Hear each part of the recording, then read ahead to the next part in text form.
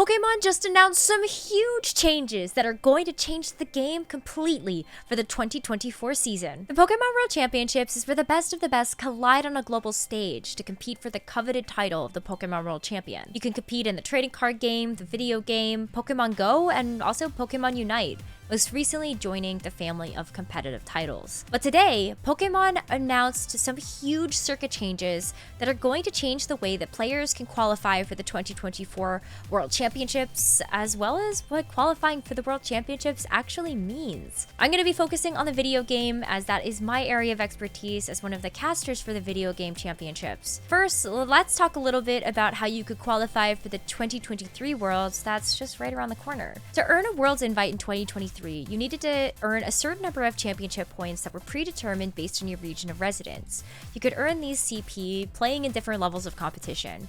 A local event would earn you less than, let's say, a great finish at an international championship. But only a certain number of those events actually counted towards your World's invite.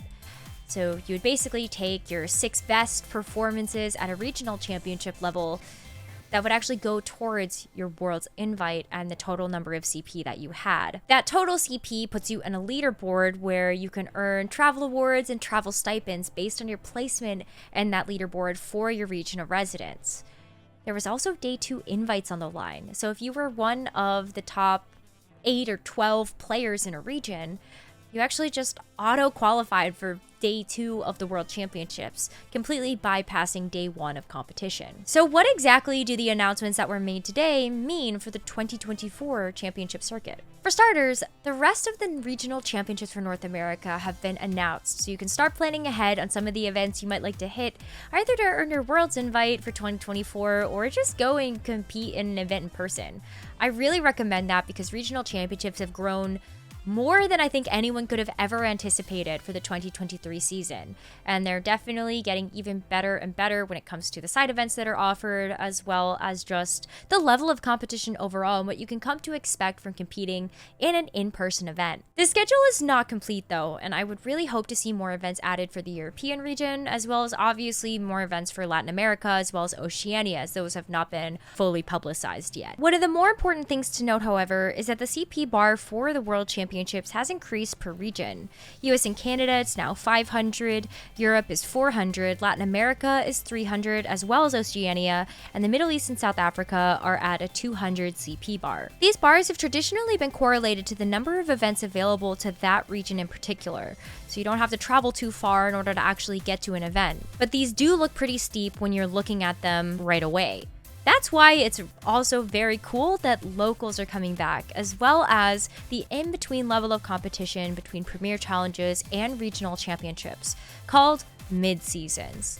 Mid-seasons are really nice because in past years of competitive Pokemon, sometimes we'd actually have a mid-season showdown on the second day of competition at a regional event. So if you didn't qualify for the day 2 top cut, then you would be able to play in the mid-season. Still unclear whether or not events are actually going to have that over something like a Premier Challenge, but there were events towards the end of the 2023 regional season that attempted to have another way to earn championship points, such as a Premier Challenge. So it is very hopeful that mid-seasons will come back for these regional championship weekends as well as being on their own standalone weekends. But what's really interesting are the implications about how many championship points you have and how that stacks up to how many other people have. Talking about the leaderboard for championship points and it no longer providing a day 2 invite. Day 2 invites are no longer a reward for being one of the top placing performers in your championship point leaderboard for your region. Instead, the World Championship invite system has been replaced by 3 different tiers of qualification. Tier 1 invite is a World's invitation, a travel award, and a round 1 bye. Tier 2 is a World's invite and a travel stipend, and Tier 3 is just your World's invite. For top competitive players, removing day 2 invites is a huge change, only for them to be replaced by a single round bye on day 1 of the World Championship competition. Day 2 was such a coveted reward because you got a chance to skip an entire day of competition, and there was also a point where you could change your team sheet in between day 1 and day 2 of the World Championships, just to give yourself a fresh perspective heading into the second day, also just level up the competition because you could play anti-meta. So day 2 players had an inherent advantage in that regard, not only to save their stamina and their strength, but also to scout out the rest of the field of competition. So round 1 bye, okay, maybe not the most appealing of rewards for being at the top of the CP leaderboard, but what's really exciting is a new change that they implemented for the 2024 season. You can earn automatic Worlds invitations based on your placement at regional championships as well as international championships, with a first place at a regional as well as a first or second place at an international gaining you an invite to the World Championships.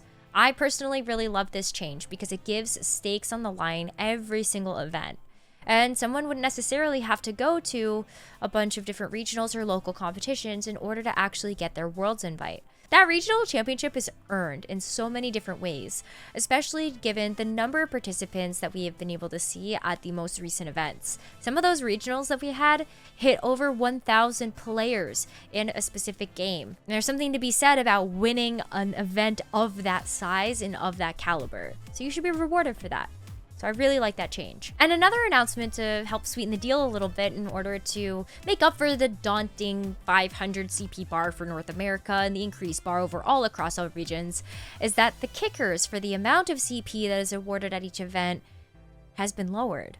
Kickers being lowered can only be seen as a good thing because it helps to eliminate the possibility of a CP bubble where players with a similar win-loss record as other players in the competition would miss out on championship points despite the fact that they finished with the exact same win-loss record. That happened a lot in the 2023 season. So the hope with the kickers being lowered is that less participants would miss out on the opportunity to get those championship points too. Overall, I feel like these are positive changes for the 2024 circuit, and it makes me even more excited about what the competition is going to look like next season. I'm personally super intrigued on how this is going to affect our storytelling, from a finals of a regional championship having even more on the line, with first place getting an automatic invitation to the World Championships.